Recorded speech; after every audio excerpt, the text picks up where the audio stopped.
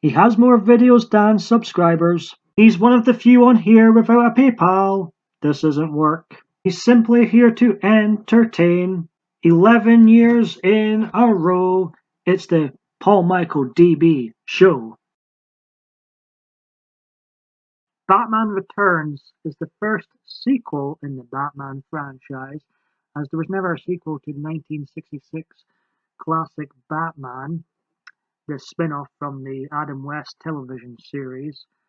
So Batman Returns is the first ever sequel, even though it doesn't feel like a sequel to Batman 1989, despite being in the same continuity, directed by the same director Tim Burton, and starring the same Batman Michael Keaton, whom you know what, I'm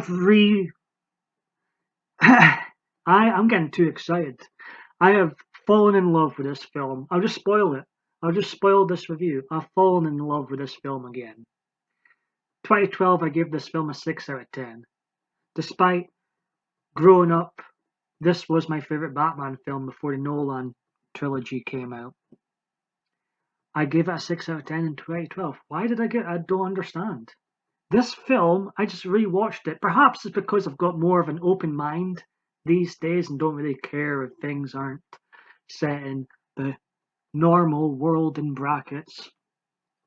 It nearly got a 9 out of 10 because the only kind of issue, a small, slight issue I have with this film is why is there nobody in the Gotham Times Square at night time when all those penguins are going about? Why is there nobody there? Is this town empty? Does this town only have a few individuals living there? I guess it looks like what most towns in the world look like now. Nobody there. So it almost, I thought, you know what? It's getting a 10 out of 10. I don't care. No film is perfect. No film is perfect. Jack Nicholson as the Joker stole the show in Batman 1989.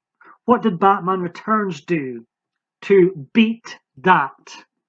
They brought in three memorable villains in Christopher Walken playing Max, Michelle Pfeiffer as Catwoman, Danny DeVito as the Penguin, and Michael Keaton, the best Batman. I might change my mind again once I watch the Christopher Nolan trilogy. We shall see. But right as I was speaking, he's back to my best favorite Batman. It's always a toss up between him and Christian Bale, anyways. But anyways, focusing on Batman Returns. Batman Returns, for me, I gave Batman 1989 a 9 out of 10 yesterday. This one a 10 out of 10. It's I don't know why I gave it a 6 out of 10 in 2012, why I was so harsh on this film back. This film is, there's not a dull moment. There's the four main characters all bring their A game. Who cares if it's a bit bonkers and a lot of craziness going on? I love it. The music, once again, by Danny Elfman is amazing. The Batmobile, the best damn Batmobile, beautiful, beautiful Batmobile. And it's put to more use in this film. Another reason why this one is better than Batman 1989. And I loved watching that film yesterday, but I loved watching this film even more today. It was like I realized why I enjoyed this film so much growing up. There's not a dull moment. The four characters are very well written. So, and the chemistry, I just love the chemistry between Michelle Pfeiffer and Michael Keaton. I love the chemistry between Danny DeVito and Christopher Walken.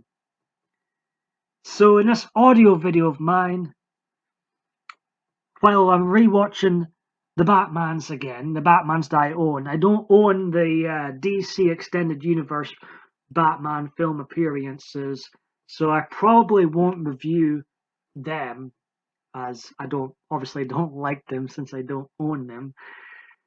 But I'll continue watching the rest of the Batman films that have been made, the solo Batman adventures.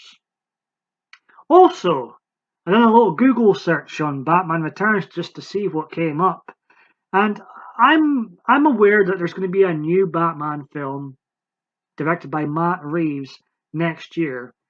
I haven't really paid much attention to it, despite being a Batman fan all my life, more or less. Not so much in the last, in my 30s, because I've kind of went away from pop culture. But with this, what's going on right now, I started watching more films again, and I've started realizing how much I used to love these films. I'm more known for like being a Bond fan, but Batman was my first love. In fact, I became a Bond fan by default because there was no Batman film for 8 years, and I needed another franchise to like, and Bond was that franchise in 1999, the year Batman 5 was supposed to come out, but it got cancelled and later turned into Batman Begins in 2005. But that was a long wait between Batman and Robin and Batman Begins. So I forget how much I love some of these films in this franchise. Matt Reeves has made me, with his quote saying that two of his favourites from the franchise are The Dark Knight, which is a lot of people's favourites. He also mentioned how much he loves Batman Returns, which has made me interested into seeing what he does with the Batman next year. I am just with the knowledge that he is a Batman Returns fan,